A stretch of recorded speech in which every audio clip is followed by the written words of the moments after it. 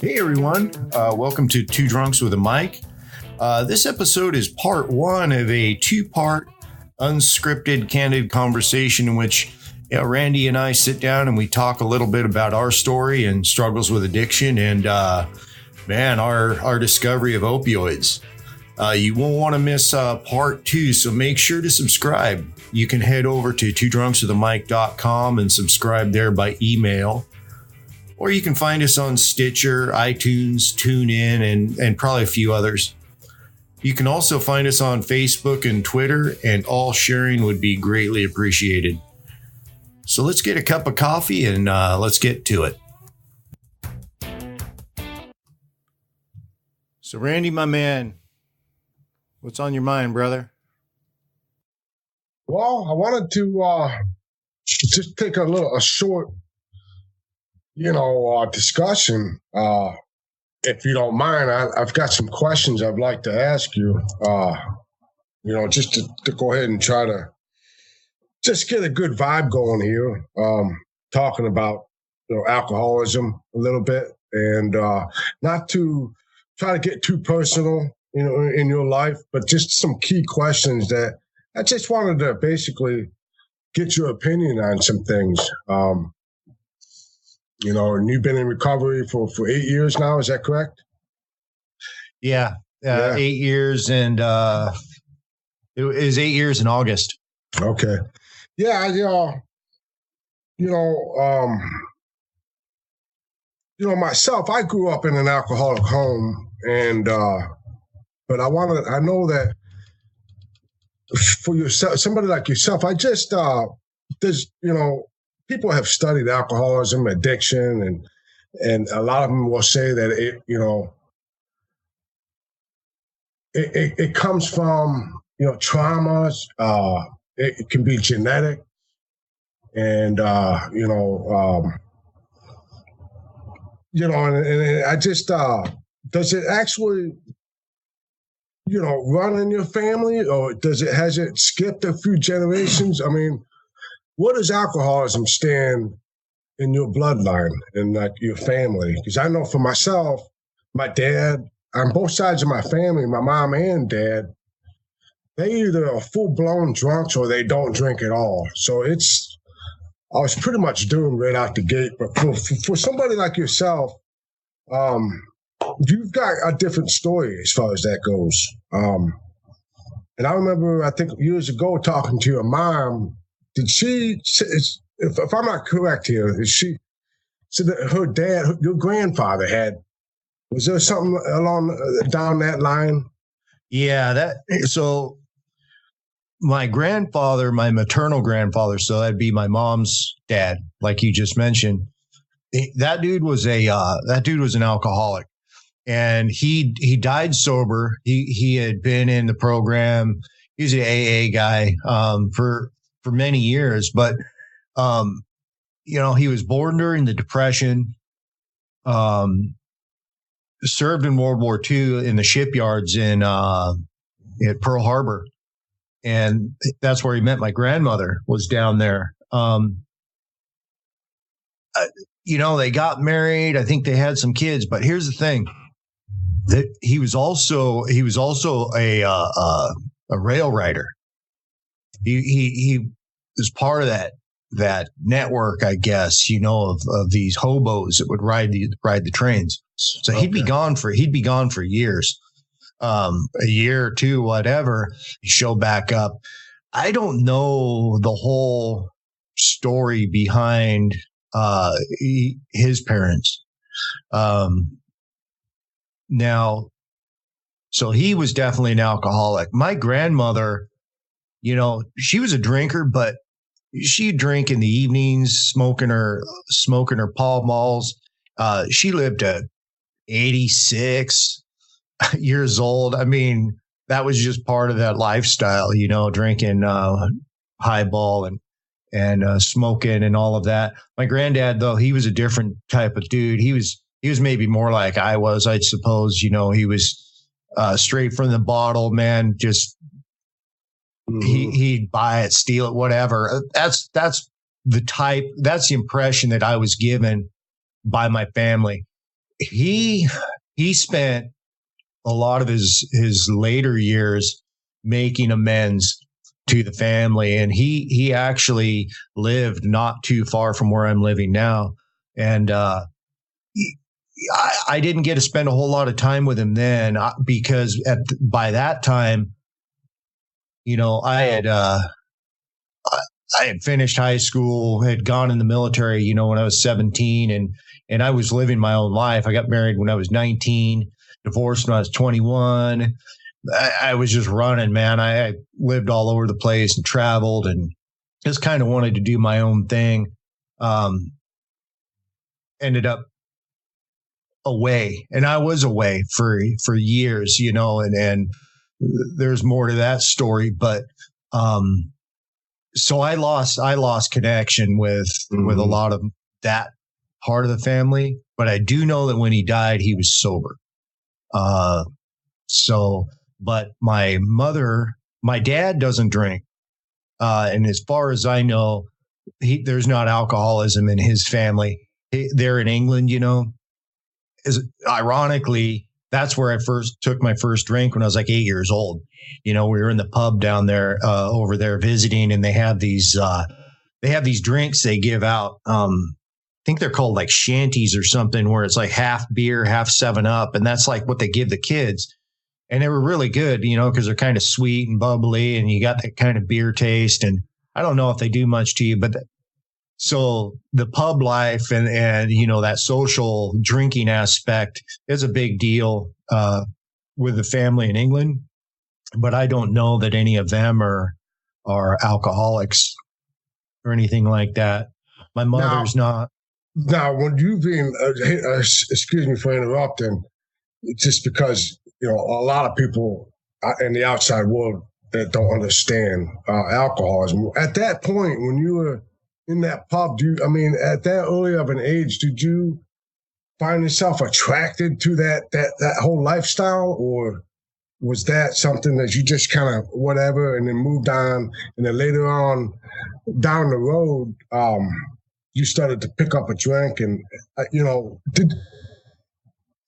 lot of people will say that it was just a symptom, drugs and alcohol addiction and all that. You got to do some research and go back. I don't know if that's that for you. I know for me, I was a very uncomfortable individual, man, as a kid. Not that I want this, conversation to be about me, but that's how I felt. So it made sense when I picked that first drink up, when they talk about how you feel like you arrived, and that was the start of my career in that department. But for yourself, do you feel like you were running did you feel like before you became an alcoholic, did you feel like there was a reason why you were drinking? Like maybe if you were hiding, running from something, or you're just trying to cover something up, or was it just the usual, hey, I like to drink and have a good time, and then it just became an issue down the road?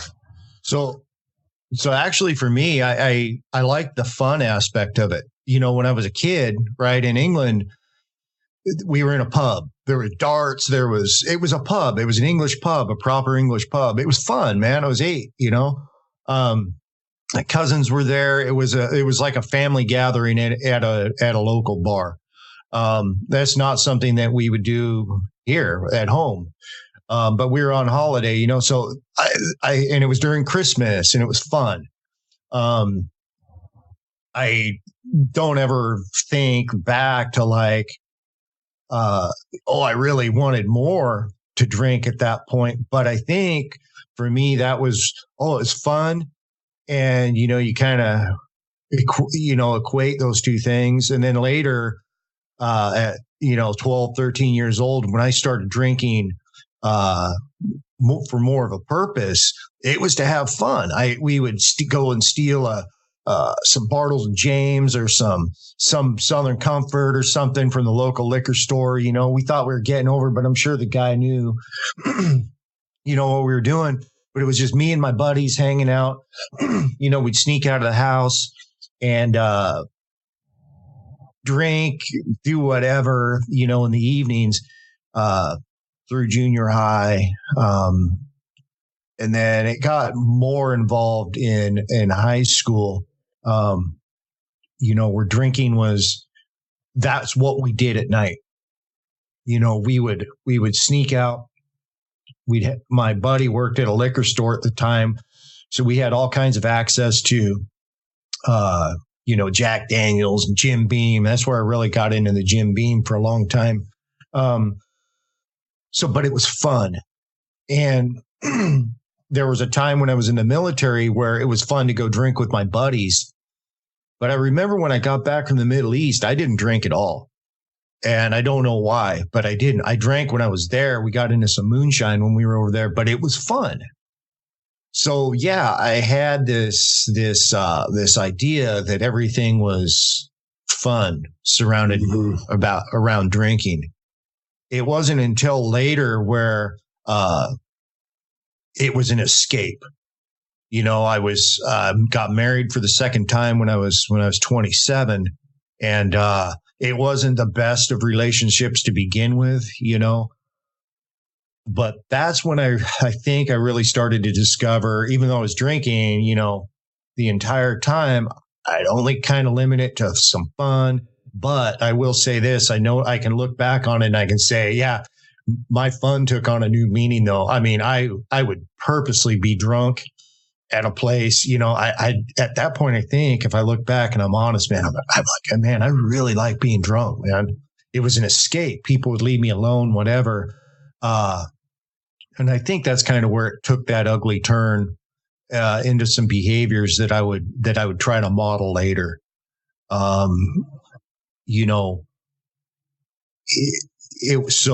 it a symptom? Maybe I was just kind of pissed off in general.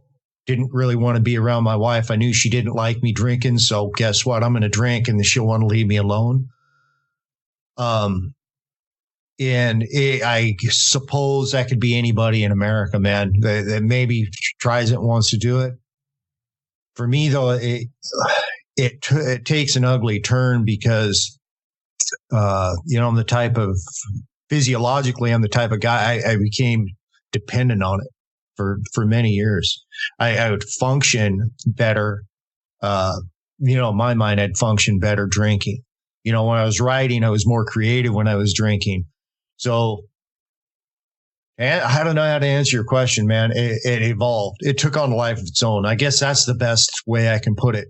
But at the end, Randy, there was no choice, man. It was alcohol, had complete control of every thought, every action, my physical body, everything, man.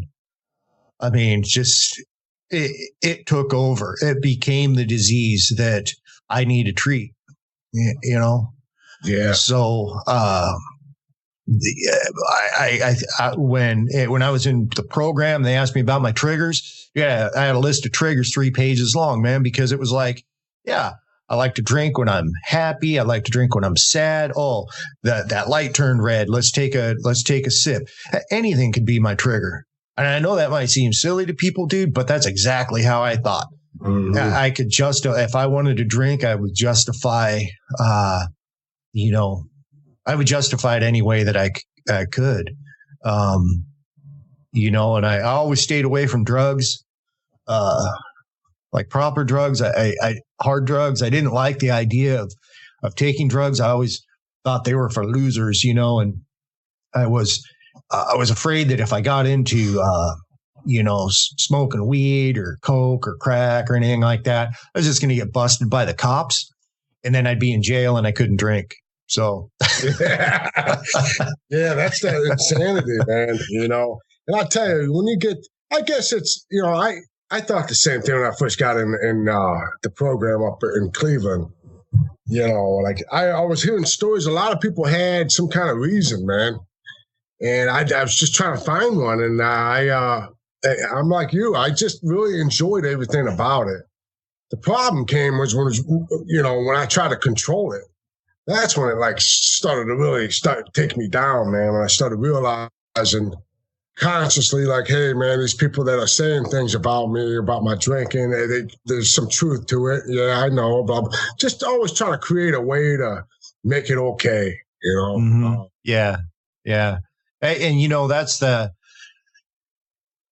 really sad part, I think, about all of it. And not just drinking, anything, with drugs, pornography, eating, spending money, to me, you might get some flack for this line of thinking, but I think when we think of addiction, it can almost be addiction big A and addiction little a. You know, I think that everybody has a little a in their life, one way or another. And that can be gauged by what our reaction is when we are without that thing. Now, I know for me, I like coffee, right? And I chew tobacco. Okay. Dude, don't have me without my tobacco, man. I get angry, you know, and you know that you quit not too long ago. So you know how that can be. I recognize it for what it is. I recognize it for I'm addicted to that stuff. I'm addicted to nicotine, addicted to caffeine. Are they good for me? No, they're not good for me. Is it something that I would necessarily want to see, you know, my kid get into? No, not really. But you know what, man? I've been chewing tobacco longer than, for a long time, long time, man. You know, elementary school, junior high. So sure, yeah. You know, chewing tobacco doesn't make you roll your car into the ditch somewhere or get you thrown in jail. You know, it's a different type of different type of consequence. But yeah, you know, it's not gonna, it's not gonna cause some kind of spiritual sickness either, man. Not like alcoholism or a true addiction to crack or heroin or what have you. It's maybe it could be anything. There's something happens where it takes over, man, and it's a sickness, man, like inside in the spirit, you know. Right. That's when. Right. You know. And I agree with that, Randy. And I would put them as, I would lump pornography in with something like alcoholism or, drug addiction. And the reason I would do that is because it is one of those behaviors that forces a person to modify the way they live their life. Does that make sense? If you want to be into porn, there's a shame that comes with that. Now it's not as stigmatized in society as it used to be. However, there still is within a marital unit. You know, you don't want to necessarily let your wife know, I'm watching this porn over here. So you do what? You start molding behaviors or carving out time to do what you want to do. And that's how it was with drinking, right? For me, but then all of a sudden, that time that you take to drink or smoke your crack or whatever it is you want to do or watch your porn, pretty soon that time or that activity takes on a life of its own and demands more and more and more and more and more. And to me, it's like, for instance, when I got out of the program and I started training to do that race down in Chile, right? I knew that I was going to have to spend a particular amount of time running, doing research on gear, hiking, doing all of these things that were going to help me be successful to complete a 250-kilometer race through the Atacama Desert. However, I also knew that I had a wife. I had a young stepdaughter at home. I was newly married, and I knew that I needed to be careful that how much of my time I devoted to my training and made sure that I prioritized things. So that was a learning thing for me. And I luckily, when I was in the program, I learned how to do things like that. I learned how to take a part of me, give it, devote it to that family time. And communicate was huge, right? Hey, sweetie, you know what? I really love the day. I'm going to go tomorrow. I got to go run, 25 miles with my sister. Okay. She was fully supportive, but Randy, it could have gone really ugly the other way. And I talked to a lot of people about that because I'm like, man, I got to be really careful because I latch onto something, man, and I want to do it all. I want to do it. I don't want to half-ass it, right? So I want to do it. I think we could all relate with that, man. It's all or nothing, you know? Right. And so, but the ugly part of the drinking for me was, I could, on one side of my mind, I could know, man, this isn't right. I don't need to be doing this. But then on the bigger, the more dominant side of my mind that was now undeniably controlled by alcohol, dude, I had no choice. I had to drink, man, you know, and I could stop, you know, if I started feeling really sick, I could stop. And I knew, dude, I detoxed 4 times, man. And the last one of them was the only time medical. The first one, like I told you before, dude, is one of the scariest things I've ever done. I remember that. Yeah, man. Yeah. And I knew I didn't want to go through that before. So I'd push the envelope and I'd take a couple days off. But dude, and believe me, I'd feel so good at the end of those 2-3 days. And it wasn't that I was, you know, I call it the Superman complex. No, it was just that I was less drunk. You know, my blood alcohol level, it never had a chance to completely go away, right? I was just less drunk. Yeah, man. Trigger. Feeling good. Wednesday night. Man, calling sick Thursday, Friday, whatever. Be sick, you know? Yeah, I don't know, man. There's a lot to it. There is, you know, you get to that point, you know, I know when I was in Cleveland, which 03, but, you know, and a lot of addicts and alcoholics can understand when they talk about in the gates of hell. And you talked about it in your first episode, man, and I could totally relate with that. It's just this gloom that just kind of takes over, you know, and you just feel trapped, man. Yeah. And then at one point, you start to accept that, you know what, this is just who I am, and this is just the way it's going to be, you know. And then you go through all the different phases, and you start even going further down the slope, you know, at that point. But I remember for myself being very, very scared, man. And I just couldn't believe what had happened. You know, it was all about a good time for many years, but mine started going into some heavy drug use and started being by myself a lot. And so, you know, I felt that hell, you know, I felt that. And it's a scary, that's one of the first thoughts that I have when I think about a drink or triggers. I've got my mind programmed. I'll take it back to where my last drink, you know. And but anyhow, you know, Ian, when you got sober, finally, and I know you tried quite a few times to do it on your own, and I remember that. And along the way,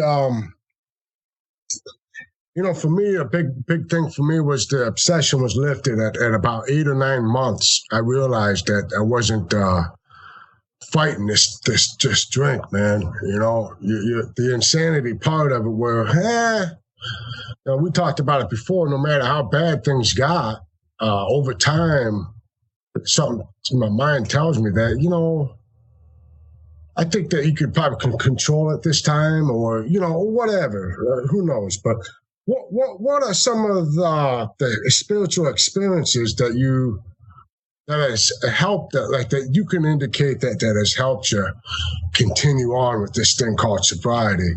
You know, there's a lot of guys I know that you know, they put expectations in this thing, you know, and they forget that life goes on, man. You know, when we get sober. But I've had a number of things that happened to me in my first year of sobriety, and along the way that really has helped me believe in this thing even more.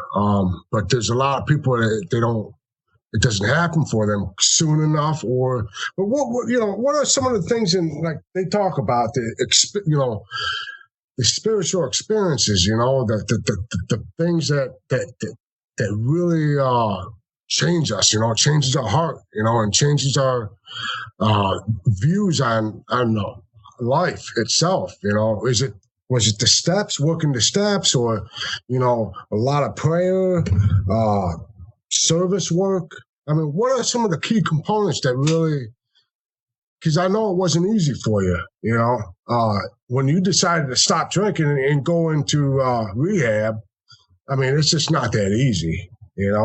Right. So I guess, did you start to feel even in that in rehab that maybe you got something you can offer somebody? I mean, what was it over time that has helped you? You could say at this point, Ian, that you've got so much to lose. That could be one thing that's helping you stay sober. I mean, everybody's the true test is that what if you lose everything? What if this, that, and and you've had your adversities throughout sobriety, and I know that, but, I guess over time for alcoholics, man, and addicts, man, we are definitely complicated individuals, if we allow it it becomes a spiritual sickness if we get too wrapped up in ourselves, but anyhow, I just wanted to ask you about that. What's your take on that? Well, I think to answer that, I want to back up to 2006. I had been drinking hard, and I got hurt. I was skateboarding and crashed going down a hill, and I broke my wrist. And I ended up having to have surgery. I was really, really drunk, man. When I busted up my wrist, I blew a .28 in the ER. The doctors just looked at me like, dude, you're a nut. But they were pretty compassionate, man. They were really concerned about my drinking at that point. And of course, I'm like, yeah, whatever. I think they gave me some kind of ibuprofen. They weren't going to give me anything harder, man, because they knew that if they give me any kind of opiate or anything like that with the alcohol levels I had, man, I was a goner, man. They'd OD me, or they'd kill me, Mm-hmm. So I'm like, okay. But what happened is that I had taken Big Jimmy over to the airport. We were up in Portland at the time at 5:00 in the morning. And when I went and picked him up, man, I had a tall boy beer with me. It was 5 a.m, right? But I was still drunk from the night before, and I was feeling pretty rough. So I'm like, I need this beer. And I dropped him off, got home, walked into my apartment, and I fell face down on my bed, man. And I didn't wake up for several hours. And this was the first time that I detoxed, and I was there for 2 days by myself. And it was one of the scariest experiences, man. The auditory hallucinations, the witches, and all of this stuff, and the voices. And I remember waking up after coming to and finally getting up after 2 days. And I swore to God, I said, I will never do that again. That scared me that bad. And I stopped drinking, and I stopped for 10 months. And I changed everything that I did. What was funny is that I did exactly what they tell you to do in the program, but I never knew anything about the program. I know you were trying to tell me about AA at the time, and I blew it off because I wasn't that bad. I wasn't an alcoholic. But I changed how I drove to work, changed my friends, changed everything. And then one day, man, 10 months later, I got into it. There was a gal at work. She said something to me that kind of upset me. And I was driving home like, screw it, man. I'm going to go get drunk. It was 3 years, man. I stayed drunk for 3 years after that. And until I ended up at the detox center down in Santa Barbara. So my point to telling that story is is that I tried to do it on my own. I didn't go to AA because I didn't need it, right? That was for losers. I didn't go to any type of support. I wasn't connected to any kind of church or spiritual connection or anything like that. I just had a small group of friends that didn't drink. We rode motorcycles.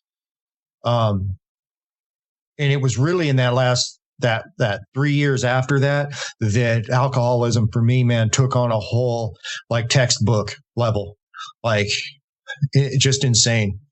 The constant need. I'm drinking to stay well and blah, blah, blah. Detox 2 more times during that time.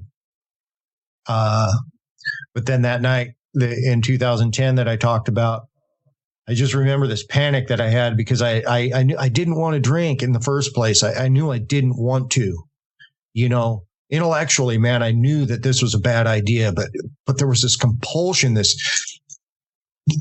undeniable compulsion and physical need that I couldn't ignore. And I drank. And I just happened, it was a fifth of some cheap vodka that I got at the liquor store.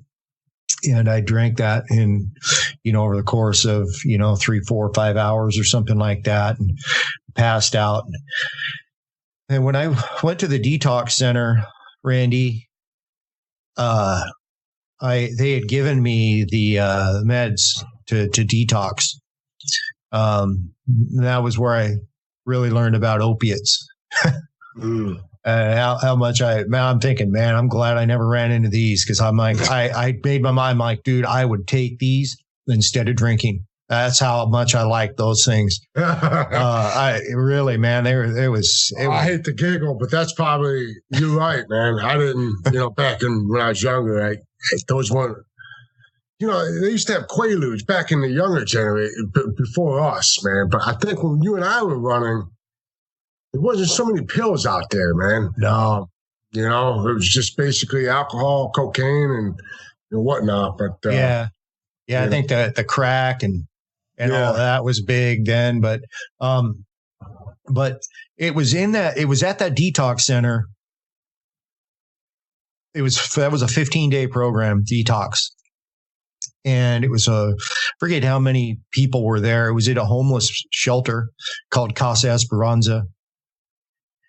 I had to register as a homeless person. And I think that's when reality hit. Mm-hmm. I had nothing left. I had $5, man. I used to be a pretty wealthy guy, I had $5. My family, I was there. Right. So I'm like, okay. So I started talking to a couple guys, and I really, and I wasn't sleeping. I couldn't sleep. That was the one thing I needed.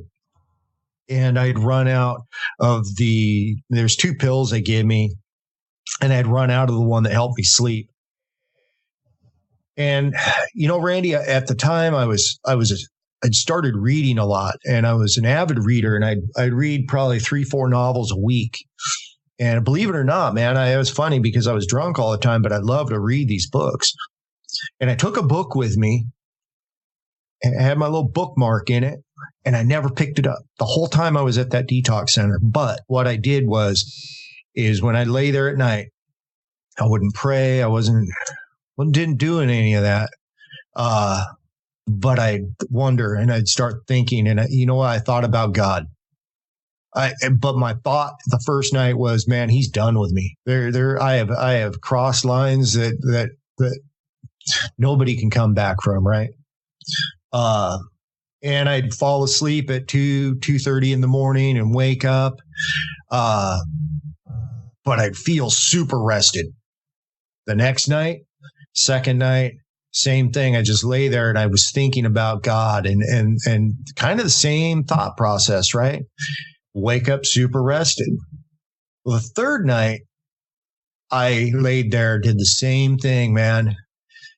And it had come to me, I need to go to a program. And I woke up the next morning, went straight to the dude that was running the detox center. And I think his name was Chuck. And I'm like, hey, Chuck, dude, I'd like to get into a program. And he's like, oh yeah, where'd you hear this? I'm like, oh, Mick over there told me about it. And he said that he went through, I guess, a rescue mission or something. And he's like, yeah, he goes, I'll give him a call. That night when I went to bed, Randy, I went to bed, laid down at 9. I went straight to sleep and I've slept well every day since. And the guy from the men's program, the Santa Barbara Rescue Mission, came, spoke to me. He's like, why? And I just remember, dude, I was crying, man. I was in rough shape, dude, but I meant everything that I told him, and they let me in. And I remember showing up the first day, dude, I'm 15 days sober, dude. I was still a wreck, man. I couldn't speak really clear, sentences. I don't remember like hearing a lot of stuff. It's just a blur. Looking back on it, it's not, but I remember then it was just this blur, man.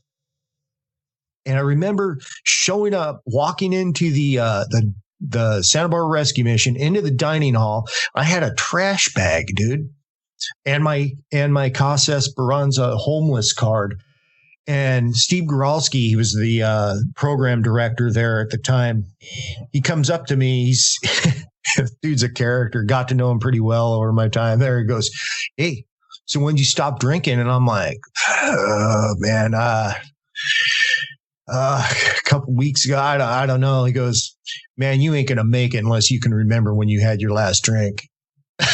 I'm like, hey, so anyway, fast forwarding into the program, 30-day lockdown. You don't do anything unsupervised for 30 days. I couldn't go anywhere because the detox drugs that they had given me, I was still pissing hot. So until you piss clean, your liberties aren't there, right? They gave me a bed. I was getting 3 meals a day. And that would have been good, right? That would have been it.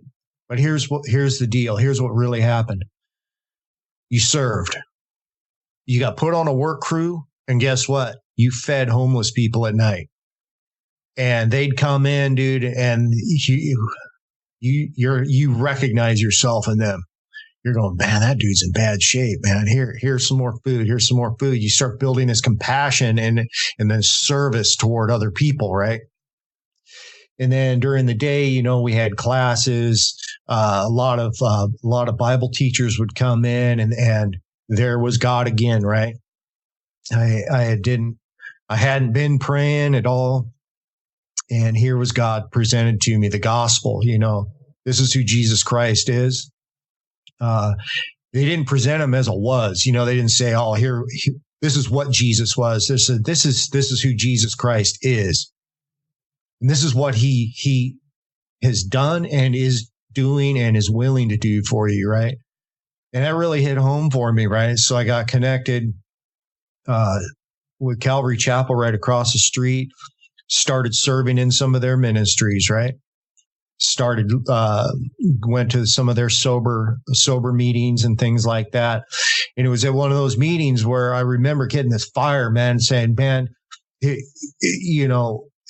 and somebody made a comment. They're like, dude, when you talk about God, man, your eyes light up, man. I'm like, because it's true. He saved me, and I didn't want to not tell anybody. But the key for me, man, to back up to your ultimate question is it's what we started doing, and it's what they strive to have you do at any AA meeting, right? Any good sponsor is going to tell you to sign up and set up chairs, make the coffee, bring the cookies, right? Start doing something for somebody else. That's being of service. I learned to serve homeless people meals, 2-3 meals a day. When I was on, my work crew was on, we'd serve Thanksgiving dinners, Christmas dinners, Easter, big events, right? All, we'd have volunteer crews come in, and here we were, 45 of us residents of the program. We would also serve.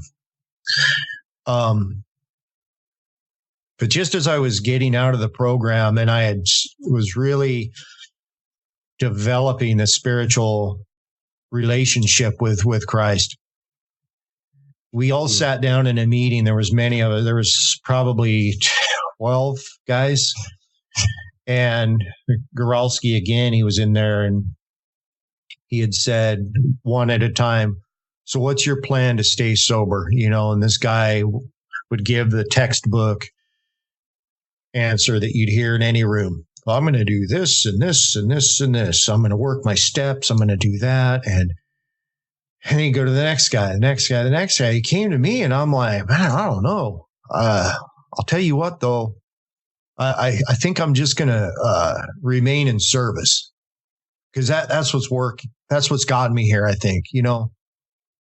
Remaining available, not saying no. Just if I'm asked and I can do it, why not, man? Do it. It took me out of my comfort zone, man, but I jumped in there and I started doing things. And he got all the way. There was one or two other guys after me. He got around and he pointed right at me. He says, "You're the only one that's going to make it." And I'm like, and everybody's just like looking at me like I'm a dirtbag. I'm like, he goes, because that's the key to it, man. Because that's the key to any good recovery. It's giving yourself, being of service, regardless of what it is. And I'm like, okay, cool. Well, here I am, 8 years later, 7 years from the time of that conversation, and I'm still in recovery. I don't go to as many meetings as I used to, but I serve, right?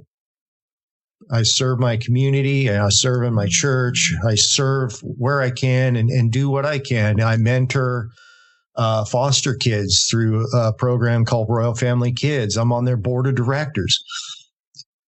These were all things that were presented to me, Randy. And in my old way of thinking, I could have said, nah, I'm good, man. I don't want to do that. And I could just go sit on the couch at my house. But I didn't. I didn't do that. I said, yeah, I want to go do these things. So in short, to answer your question, yeah, the spiritual connection was huge. Developing that relationship with Christ was huge. But not internalizing it so much, but is transferring it, giving it back. Not being a doer or a hearer of the word, but a doer of the word. Now, I'm not perfect in that, man. I am not. But I've had a lot of opportunities come up for me because I had a lady like 2 months ago come up to me in the grocery store and said, "Hey, can you pray for me?"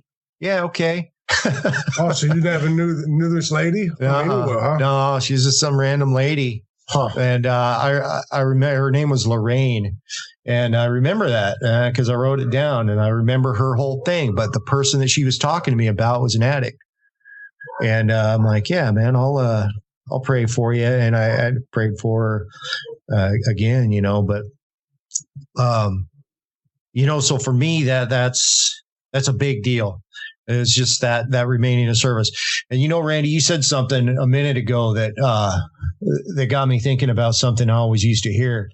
When you talk about this idea of self-reliance, and this expectation that we put on ourselves. I had that expectation on myself, and I see people all the time. They put that expectation on myself. Oh, my willpower is strong enough. I can do this on my own. That's a lie, dude.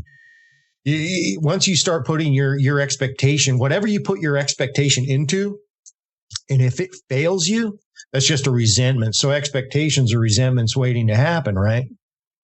Well, I can have an expectation, myself to accomplish something, right? And unless I can be like, well, okay, yeah, hey, like that race, for instance, I put that expectation on myself to go finish that race. But within that race, I had to be flexible enough to be like, hey, man, I'm not going as fast as I wanted to, but this is great. And I stair step my goals and stuff like that. Yeah. I don't know if that makes any sense. It's kind of like that with me in life, man. It's like, I didn't live as well as I'd like to today, man. But you know what? God willing, I'll get up tomorrow and I can do it again.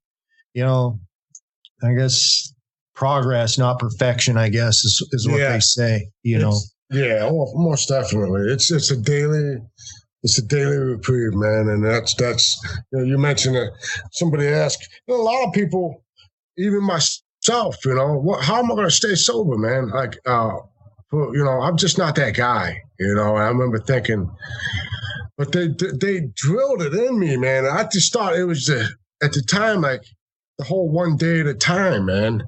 I remember seeing that bumper sticker and thinking, oh God.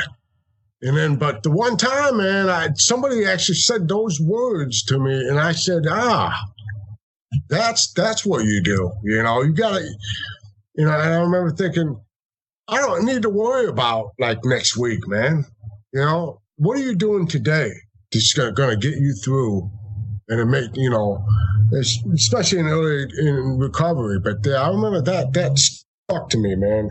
That's all I had to do was worry about, well, not so much worry about, but what am I going to do to stay sober today or stay clean? What am I doing? I get up in the morning, I get on my knees and do my spiritual, all those things that we were taught, but it could get overwhelming, man. It sure can. And addiction is just a sickness. But I had just to keep this short, I had to get my gallbladder removed a few years back. And you were talking about those opioids, man. And when I went in to get that surgery, I was in a lot of pain, man. And so they gave me something. I don't know what it was. That morphine wasn't doing it. This was like right when I was having the attack, and it wasn't letting up, man. My whole stomach was just on fire. They gave me something else, man, and that worked. And I'm like, and then, long story short, they sent me home and with these pills, and I can't remember what they were. They were painkillers, and my mind, I knew I liked the feeling of it. I was taking it. I was, hey, I've been sober for a while, and I was looking just as long as I take them as prescribed. It started to work on my head, man. And then the one morning I woke up, I thought, and I caught this, and you wouldn't catch this if you didn't have any type of relationship with God or a program or something. But my mind told myself, hey, I hope that I still have some pain so I can take these pills. Right then and there, man. Just smack your hand with a hammer? Yeah. And I said, I told my wife, I said, Kathy, I said, hey, get rid of these things. Throw them out, man. I didn't really want to explain and all that. I said, I'm done with them, So, but, I understand now, that's, you start to feel you don't have a care in the world, man. Like it takes away a lot of fears, just natural stuff that we have on a daily basis. It takes all those things away. That's why, you know what I mean? And people, that's how, I don't even think those pills are so potent, Ian. I don't think it takes like an addictive personality to get hooked on those things, man. No, and I agree with you. And see, that's where I think I part ways with this whole idea that, addiction is a symptom. I think there's some validity to that. I think that somebody's going to latch onto something, right?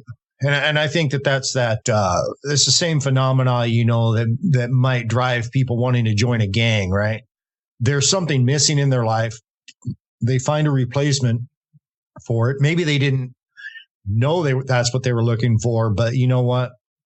SA comes up from down the street, says, hey, little kid, come here, man, do this for me, gives him $5, $20, whatever. And now this kid has an attachment to that relationship, right? To me, that's kind of the same thing with forming an addiction. Yeah, there might be an underlying component. There might be an emotional need. There might be a pain. There might be something like that. But with eventually, I think, and very rapidly with those opiates, man, it takes over really quick. And it doesn't take years. It takes hours or days. for, I remember just like you did after they gave me those after my surgery. And I think I told you before, man, I was going, okay, one pill every 4 hours, and I didn't want to overdo it. Right. And then at the end, it was like, man, how long's it been? Has it been 4 hours? Man, I need to take more. I remember I was cutting them up and stuff and trying to just like have them. And, but I recognize that. But what's interesting though, is I wasn't drinking at that point, because I knew that if I drank and took those pills at the same time, it might really hurt me. Right. Oh yeah. So I wasn't drinking, but I was clear-minded enough to recognize, man, these things will take me down, man. How am I ever going to get more of these? That was the whole. Whoa, you already had that thought. Okay. Yeah, I'm like, why? And so I dumped. There was like 2-3 more left in the bottle, and I dumped them down the toilet, flushed it, and counted that as a win, right? But of course, I think probably a couple hours later, I was over at the liquor store, getting me some Jim Beam or something. But once I probably had it on a clock, right? I'm like, okay, those opiates, they're out of my system now. I'm clear to go drink. Next time on Two Drunks with a Mic. And hope can sustain you. Hope can keep you alive. And I remember, going back to my bed at that detox center, it was after that third night, man, I had hope.